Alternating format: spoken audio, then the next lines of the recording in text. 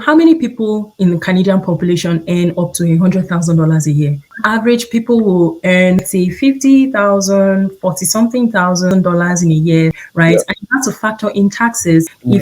If you buy a house, right, you have to factor in mortgages, all those things. Right? Most people have noticed they don't keep one job, right? Yeah. It's always good to have an extra source of income. Things keep going up.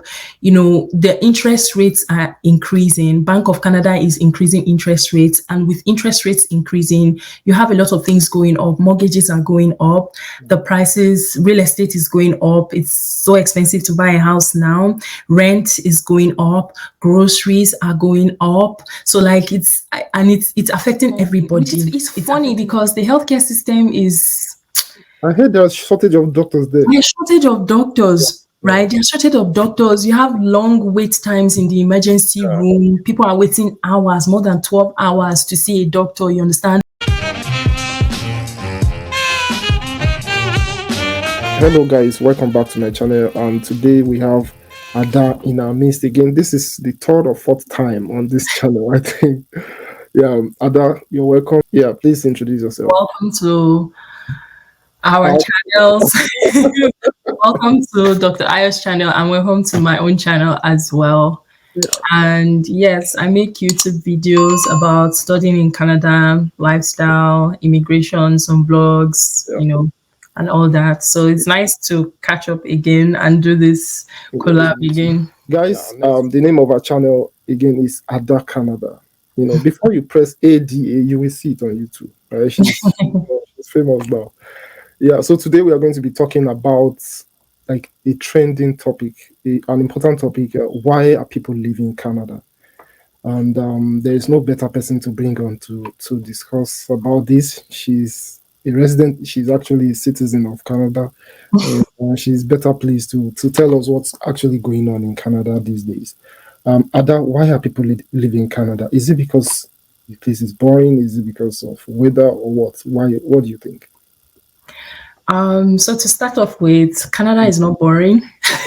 Okay. Canada is not boring. It's not a boring place. However, it is a place that I mean, if people find it boring, I can understand if people find it boring because maybe they don't have like friends that they can explore different places with. Yeah. So I can understand, especially if you're that kind of person who likes to like go to different places with people. If you don't have anybody to go to anywhere with, you might find it boring. But to me, Canada is not boring. It's a very beautiful country. I've said this before and I keep saying it. Yeah. But be that as it may, I have like some reasons on my list why I think people leave Canada. And I feel like these are quite understandable because perspectives change, people's wants and needs change, and people have different things that they're going for or pursuing in life. And if whatever it is that they want to achieve or the next thing they want to do doesn't really involve them being in Canada, or is not going to be profitable for them to be in Canada to achieve those goals or those dreams, then, they will have to move as long as, wherever they're moving to is going to be of more benefit to them than staying in Canada. So one of the first reasons that I have on my list here about why people leave Canada is because just generally, I wouldn't even say this about Canada. I would say both Canada and the US, but let's say more so Canada. It's a bit challenging to build and maintain wealth. So I'm not talking about riches, I'm talking about wealth. And the reason I say this is just because of the tax system, right? You pay tax for everything. You pay tax for goods and services. You pay tax on your salary. So when you get your gross income, the government is going to take out a portion, and whatever is left, that is your net income. And you are taxed at every stage, no matter how much you earn. The rate at which you are taxed is different for everybody. But the general kind of idea behind this whole taxing thing is that the more money you earn, the more tax that you have to pay. And tax is something you cannot evade. You can't, I mean, if you evade it, it's a criminal offense, right? That can land you in jail. So I feel like the taxes are just crazy sometimes, especially if you live in any one of those provinces that have like higher GST, which is like the general services tax or goods and services tax, Yeah. and then you have PSC, provincial something. I've forgotten what the S is about, right? We have all those GST, PST, HST kind of tax, right?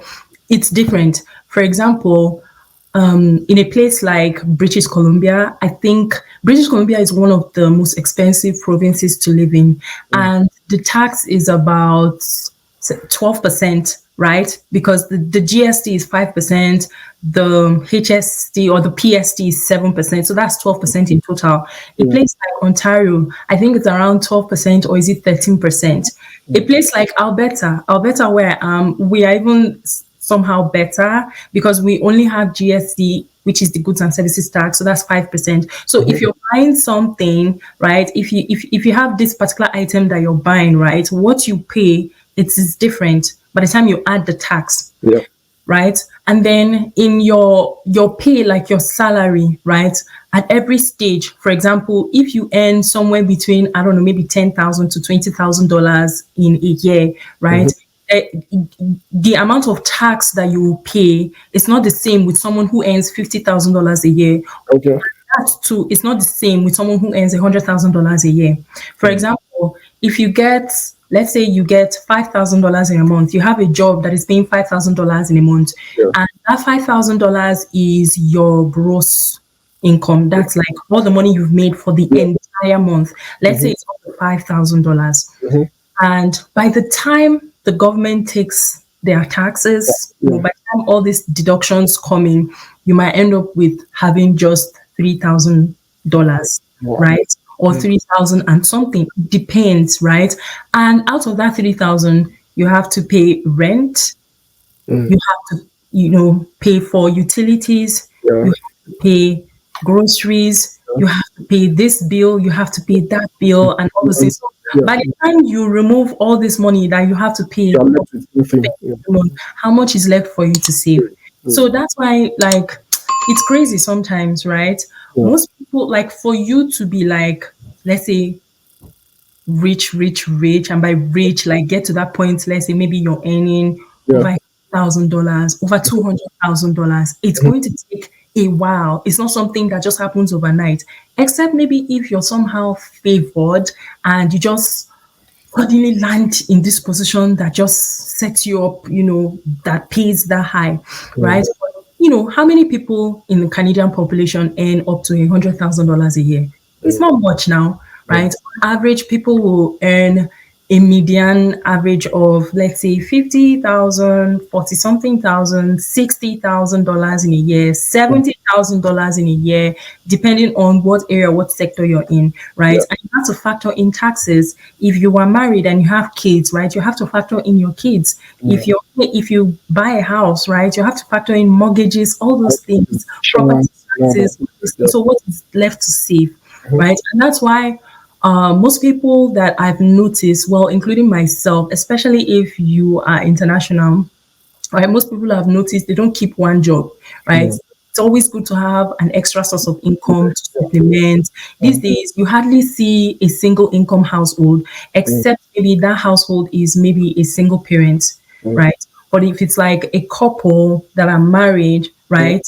Most of them, like in both of them, are working to contribute, right? Because it's going to be stressful if it's just one person who is covering everything. Like you will have to be super super rich then.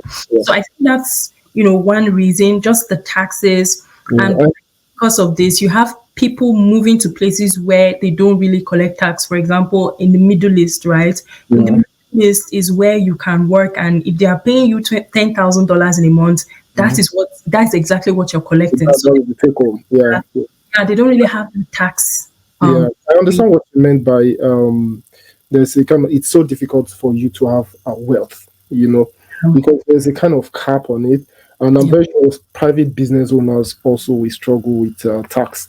And that's the reason why they are moving elsewhere, like to the Middle East, for example, like you said. Yeah. It just takes a longer time. Like it's not like you can't just move from your home country and just expect to just make it overnight. It's going to take a long time of you being patient before you get to that level. And even at that, right, you have to make sure that you're positioning yourself strategically. For example, okay, you look for those jobs or you try to be in those careers where they earn really high pay, and also there is stability in the sense that within the next 5, 10 years, you're still going to have a job. These things, it just takes time, for you to get there, there, that very high level. Yeah. Yeah. So most people, if they're not patient, they'll just kind of like move out to a place where they don't have to pay tax or deal with all those taxes. So Yeah. that's one reason why people leave. Yeah. And then another reason why people leave is the cost of living.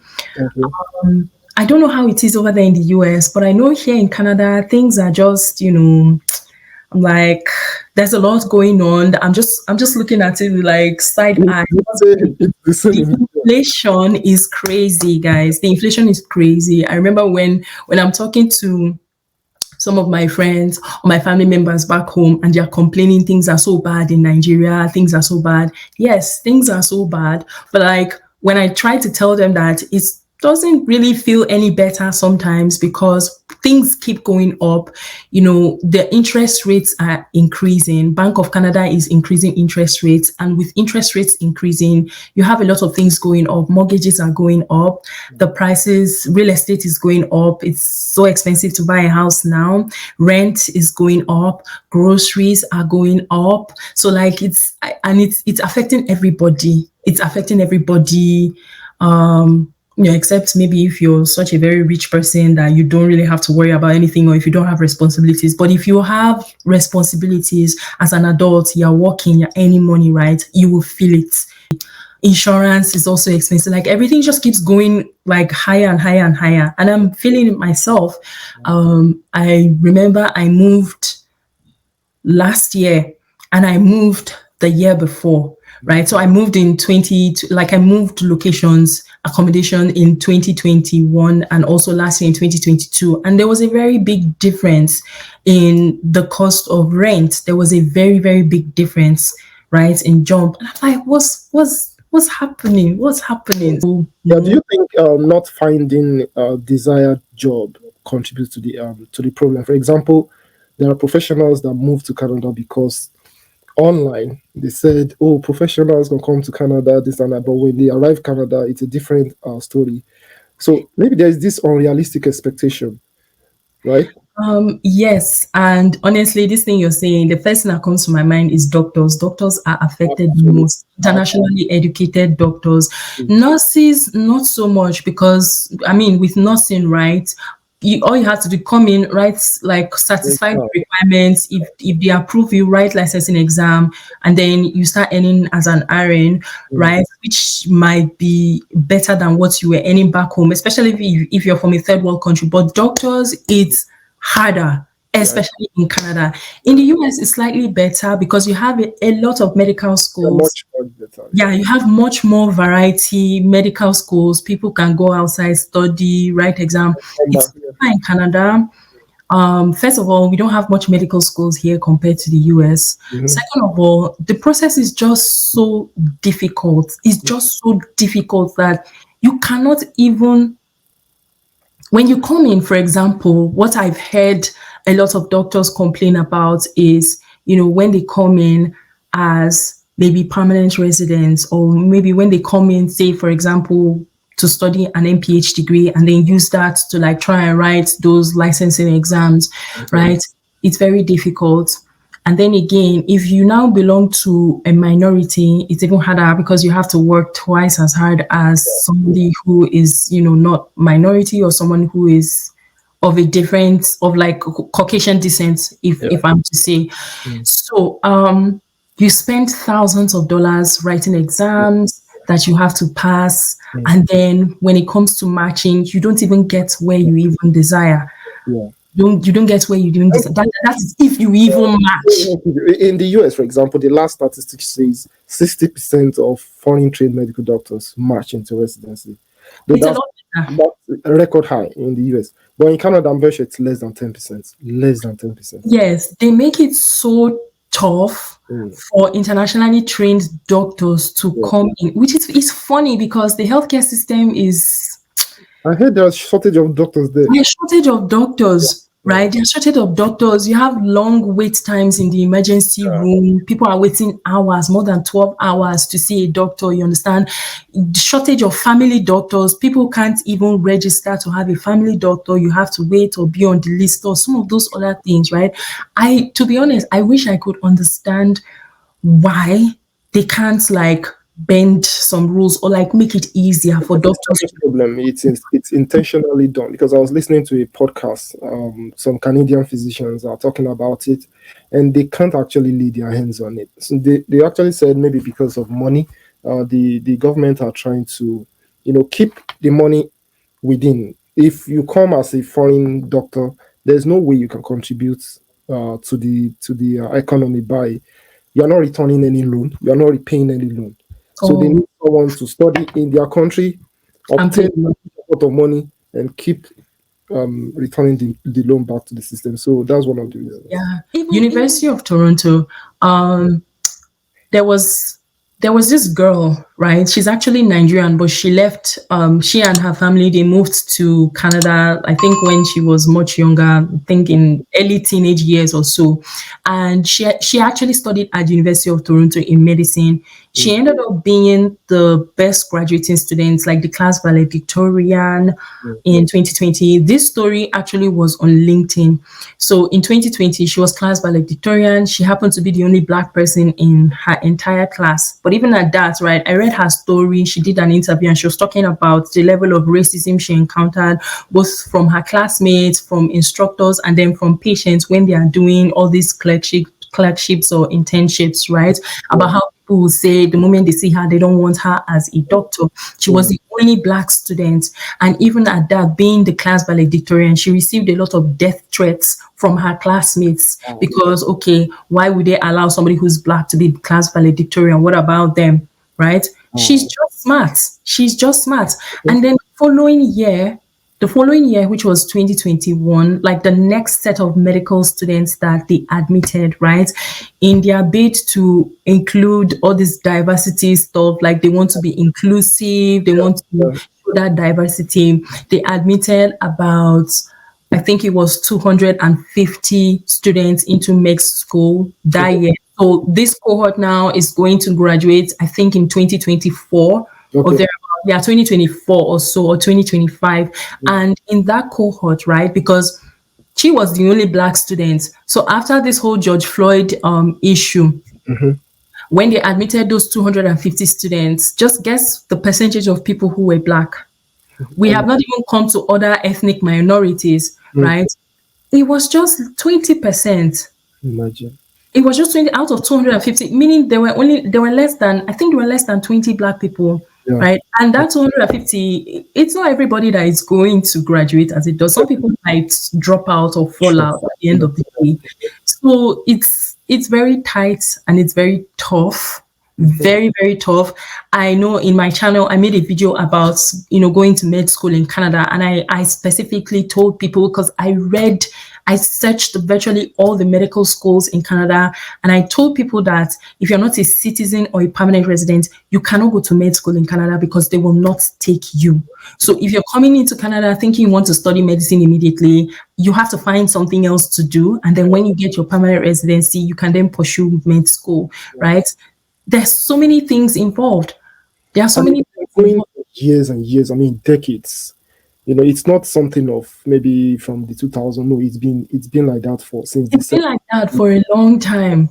It's been like that for a long time. Like honestly speaking, I feel like, and this is just my own personal opinion, right? If I wasn't already here in Canada and I wanted to study medicine, I don't think I would come to Canada and study medicine. I think I'd rather go to the US if I Yeah. can be accepted in the US and study medicine there because it's just easier, Yeah, but especially in your as own case, a it's person of color different or as a now. minority. Yeah, It's you're a just citizen now. it's I think it's different now. I mean, it's going to be a lot easier for you to get into medical school now, as compared to if you are just a foreigner or someone who is yes, from a permanent resident. So it's a little yes, bit different now. yes, yes, yes. Yes, I mean, if even as a Canadian, if I moved to the US to go study medicine, I will be treated as an international student. So Yeah, I will still be it paying is cheaper, international but school. something, yeah, the good thing about US, I'm not going to lie, in terms of medicine, they don't really look at the color of your skin. They don't do So that. much better than Canada. Yeah, I'm not, Canada is still learning. They have a long way to go. I'm not a big fan of US system, but I would tell you that in terms of medicine, they don't really look at the color of your skin. To match you into residency, they don't. It's about competency. And then So you have all these people, like for example, yeah, I've talked to quite a number of men who are doctors and like coming into Canada, how can they practice all those kind of things, right? These are men who are like in their 30s, getting close to their 40s. Some of them have families, right? yeah, The reason why some of them leave or some of them just kind of drop at the end, right? They just need a career. They just yeah. need something that puts food on the And table. the longer it drags on, you tend to have a choice to make. So either you pick family or over, I mean, because you are getting to your 30s now, you have to make a decision. Yeah, so talking about health, let's move to healthcare now. You were saying something about the healthcare system in Canada. I also read online that it's very, very hard to see specialists. You have to be on this very long queue, right? In terms of healthcare, so the healthcare system in Canada, it's free. Mm, Technically, it's mm, free, but the reason why I say technically it's free is yeah, that if you look deeper, it's not necessarily free. The mm, taxes that we're paying, yeah, right? What is making the healthcare free? mm, And it's only certain things, right? There are some things that are not free. For mm, example, when it comes to vision or like vision or dental, some of like cosmetic okay, things, those yeah, ones mm, the government will not cover it, right? okay. Sometimes some insurance companies or the insurance you get from work might not really cover it. Mm. But the healthcare system is free So and it's free at largely primary level, like primary health care, like yes, basic. primary healthcare. For example, I can walk into a doctor's office and I will not pay for consultation. If Yeah, they send me to go do lab work, like draw blood collection, I will not pay. If they are asking me to go and do MRI or a scan or something, I will not pay. yeah, Sometimes some specialists, if they refer me to a specialist, I will not pay. But if mm, it's something that is cosmetic, for example, I normally do laser surgery okay, at a dermatology clinic. So mm, that's cosmetic, and my insurance cannot cover that. And then mm, also, the government doesn't cover that because it's my choice to do it. yeah, So definitely. it's not technically not everything. And even though I'm a citizen, right, I still pay for that aspect of healthcare. But for like the general one, if God forbid something were to happen and I landed in the hospital, I will not pay.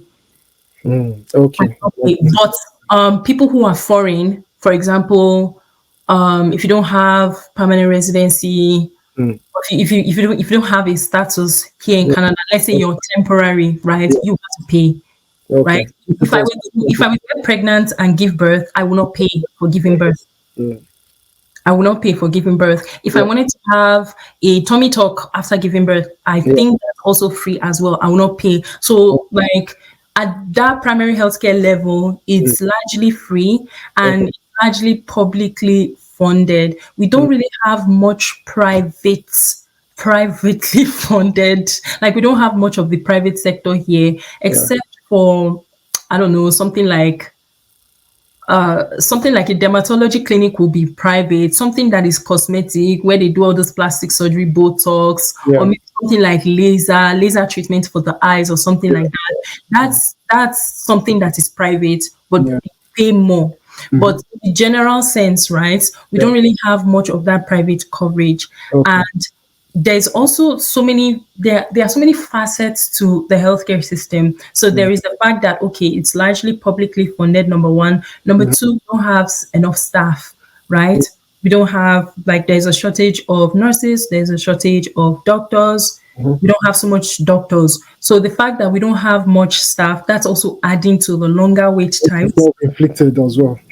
Mm, Yes, that's leading to the longer wait times and putting a strain on the healthcare yeah, system. COVID-19 was something that happened and also created a strain on the yeah, healthcare yeah, system. Like now we're trying to move back to normal, mm, right? So this is one of the reasons why I think people end up just moving out mm, of Canada entirely because someone will come and they want to see a doctor and they have to wait 12, 15, 18 hours before they get to see a doctor in the emergency room. Okay. Yeah. Yeah. So I think we've actually covered a lot. And of course, Oh, weather. huh? We forgot the weather. Yeah, yeah. So talking about the weather, I think people should be aware about that. It comes with psychological impact as well. So let me let you talk about it. No, though I think the weather is kind of self-explanatory. Yeah. If you are coming from a place that is close to the tropics, for Yeah. example, Africa that is closer to the equator, if Yeah. you're used to being in a hot environment and you come here and the weather is like minus 40, like a lot of people can't stand minus 40 degrees, minus 30 degrees. It's crazy when it's cold. So in that case, there are people who just leave when it's winter, they just leave and go somewhere else and stay there. And when it's summer, they come back Come back. to work. Mm. So some people do that. Yeah. So especially if people like those people who can't stand the weather or who Yeah. can't stand being in a very cold environment, who can't Yeah. stand winter. I personally don't like winter, but Okay. there's also that, right? The weather is a very strong factor. Yeah. Yeah. So, and what about some people that are kind of homesick? They come over Yes. and they can't just adjust. They can't adapt to the new environment, so they tend to return back. Yes, yes. Yeah.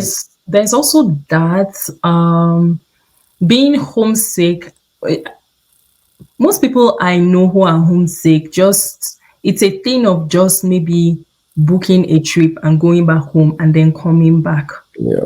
But Yeah. there are people who stay maybe 5 years, 10 years, and they're just like, I'm done. I want to go. And they start selling all their properties to go back home. So there's also that aspect too. Maybe they are just tired of Canada and just want to go somewhere else. Have you seen Nigerian who is homesick? Have you seen any Nigerian? I'll tell you, I'm homesick. There are a lot of people that will say they are homesick, but they won't do anything because I mean they are here to make money. So you can't go back when you don't even have anything. You know You how much haven't is any, invested. you don't have anything to your name still, right? Exactly. So it's just like I feel like one way to just cure that homesickness is if you have the money, just book a trip to go home and then come back. But Yeah. not everybody. I understand not everybody can do that, depending on what level they are at. Yeah. But you know, Yeah. Yeah. Yeah. And we're making fun about boredom. And that was the first thing you said, that Canada is not boring. But I've heard from people saying Canada is boring. All they do is work and come back home. Even when there's nothing to do, you have to go back to work. There's nothing interesting to. There's no place to go to. Is that true? I think that will fall under work-life balance. Mm. Work-life balance. And the way this abroad life is that, well, for those of us who are like hardworking, we know where we're coming from, right? But the work-life balance here is just like you have to be very conscious of yourself. How do you create time for yourself? Mm. Right. I always talk about creating time for yourself to rest, but like it's very easy to get like swept up or kind of swallowed into the system of, oh, I have to work. I Yeah. have to take that extra shift. I have to work. I want to work overtime. I want to see.